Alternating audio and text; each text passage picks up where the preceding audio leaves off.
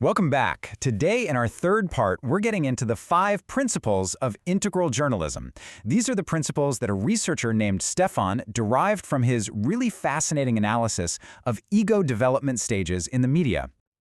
So here's our roadmap. We're going to start with the quest that led to these ideas in the first place, and then we'll explore each of the 5 powerful principles one by one.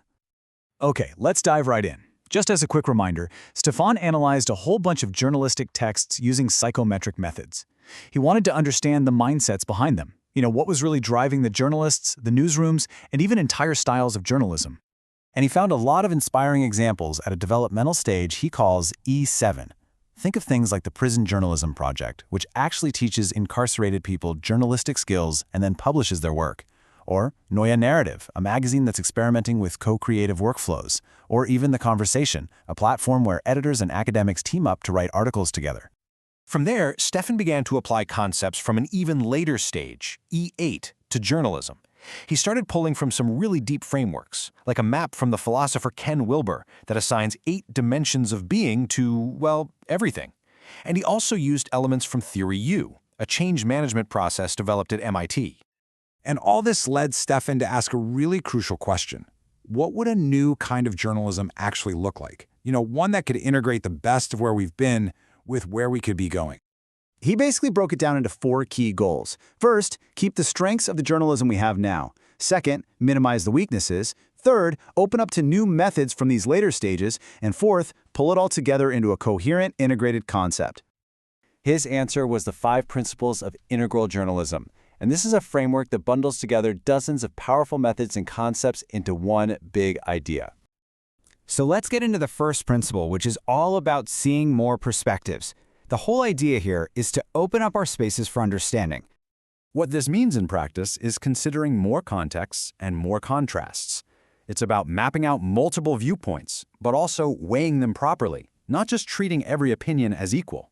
And crucially, it's about using systemic tools to sort through all that diversity, so you can actually maintain clarity and not just get lost in the noise. And this isn't just an abstract idea, there are concrete methods. Things like polarity management, which helps you navigate between 2 opposing values, or the Overton window, which helps you understand the range of acceptable ideas in public discourse.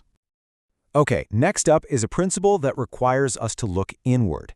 Uncover hidden biases. This is all about opening up those in-between spaces. The goal here is to question our narratives, both the external ones we tell the world and the internal ones we tell ourselves. It's about allowing for subjectivity and ambiguity while, and this is key, still preserving measurable, objective truths. To do this, it pulls in insights from meditation, constructivism, and cognitive psychology. Some of the tools for this include studying the different types of cognitive biases, using deconstruction to see the assumptions underneath a story, and even practicing things like witness meditation. The third principle moves us from the mind to the heart. It's all about empathy and opening up spaces for resonance. So the point here is to foster a deeper connection with the people in our stories, with our audience, with collective emotions, with trauma, and even with ourselves. But you have to do all that while staying analytically sharp. It really uses proven techniques from things like coaching and psychotherapy. This involves some really advanced techniques, like understanding the different levels of listening, or practicing what's called global social witnessing. And it also means practicing trauma-sensitive journalism so we can report on difficult subjects responsibly. All right, building on that, Principle 4 is about transforming conversation itself. This is what's called discourse maturity, and it's about opening up we spaces. So the purpose is to strengthen our acceptance for opposing viewpoints and to model what co-creative dialogues can look like. Now, this doesn't mean we avoid contradiction or friction. It actually allows for it, but it uses methods from communication theory and mediation to handle it constructively. And methods here include things like Bohemian dialogue, warm data labs, and nonviolent communication, all of which are structured ways to have conversations that lead to a shared understanding. And the final principle is maybe the most forward-looking. It's all about creating developmental impulses by opening up spaces of possibility. This principle is about weaving narratives that get people excited about the future again, and that show how it can actually be shaped, but, of course, while still remaining critical. To do this, it pulls from proven approaches in change management and systems theory.